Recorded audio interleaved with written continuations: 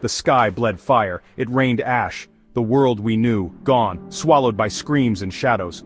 I remember the sirens, a chorus of despair. The ground shuddered, buildings crumbled like broken bones. Dust choked the air, thick and blinding. We ran, faces wet with tears and terror, seeking shelter that wouldn't come. The lucky ones died quickly. The rest of us, we were left to face the nightmare.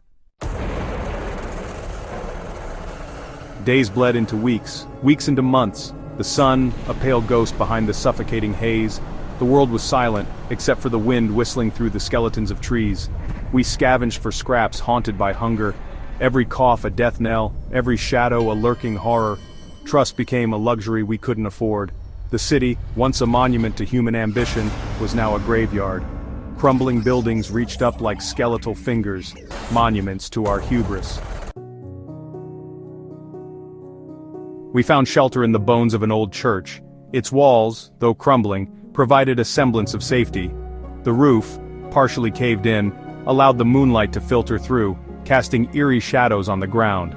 The stained glass windows, long shattered, offered glimpses of the ashen wasteland outside.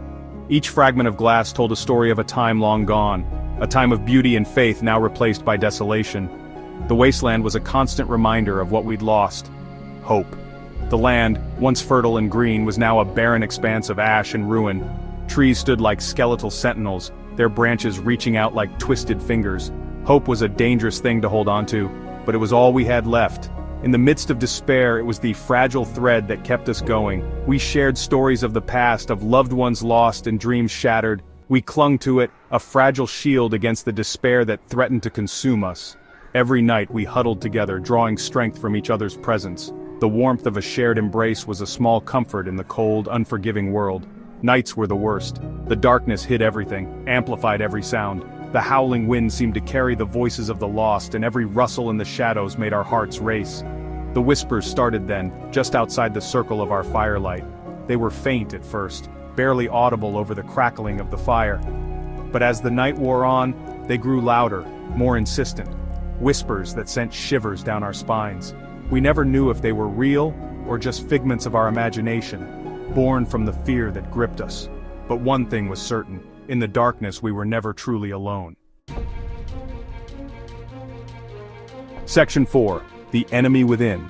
In the aftermath of the collapse, the world we once knew was unrecognizable.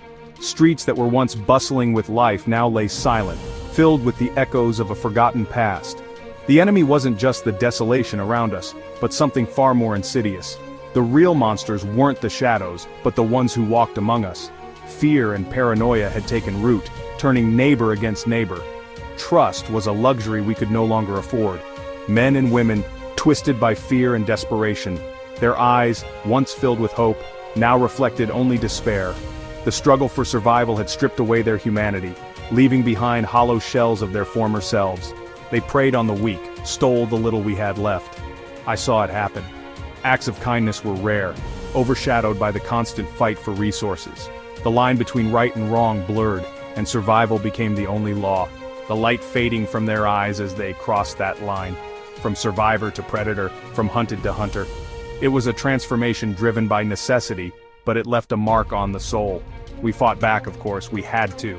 Each confrontation was a battle for our very existence. We armed ourselves with whatever we could find, determined to protect what little we had left, but every victory chipped away at our humanity. The cost of survival was high, and with each fight we lost a piece of ourselves. The weight of our actions bore heavily on our souls, leaving us hollow and scarred. The physical wounds would heal, but the emotional scars ran deep. We were forever changed, haunted by the memories of what we had to do to survive. Section 5. Whispers in the dark. Then came the whispers. Not from other survivors.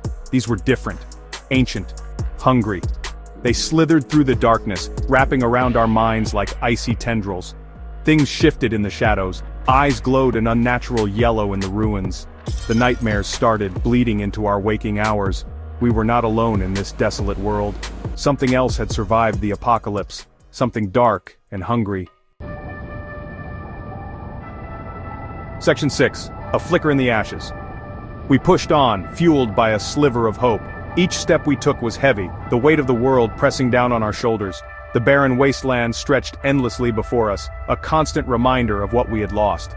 Yet we moved forward, driven by the belief that there was something more out there. Hope that somewhere beyond the ashen horizon there might be others. Others who had survived, who had found a way to endure the darkness that had consumed our world. We imagined their faces, their stories, and it gave us strength. Others who hadn't succumbed to the darkness. We weren't alone in our struggle. There were others out there, fighting the same battles, facing the same fears. The thought of finding them kept us going, even when the nights were the darkest. We clung to stories whispered around dying fires, tales of bravery, of survival, of hope. These stories were our lifeline, a connection to a past that seemed so distant yet so vital to our existence. Legends of a haven, a place untouched by the horrors that plagued us. A sanctuary where life thrived, where the air was clean and the water pure. It was a dream, a beacon of light in our darkest hours. Maybe it was just a fairy tale, a story we told ourselves to keep the despair at bay. But even if it was, it served its purpose. It gave us something to believe in, something to strive for. But in this desolate world, even a fairy tale was enough to keep us going. It was the flicker of light in the suffocating darkness, a reminder that there was still beauty, still hope, still something worth fighting for. A flicker of light in the suffocating darkness. It was fragile, easily extinguished, but it was there. And as long as it remained, so did our will to survive, to push forward, to find that haven, whether it was real or just a dream.